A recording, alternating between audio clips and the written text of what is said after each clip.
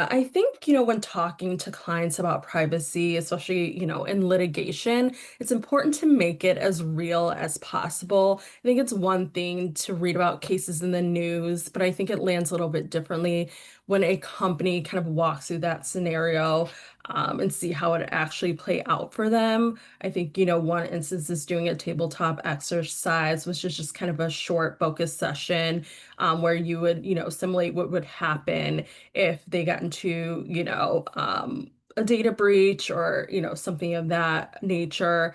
We talk about who would be involved, what data they'd have to produce, and how long it would take to pull resources, off other projects and really kind of the cost of that incident.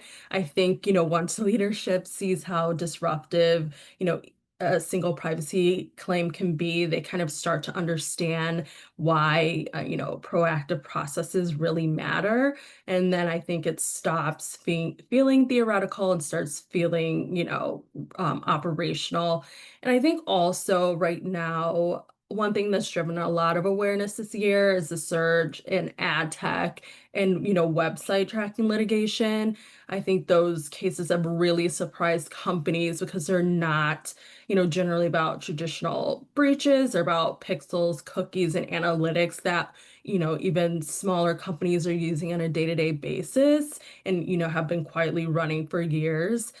So I think those have been an eye opener for leadership teams who never really thought that that can be an issue.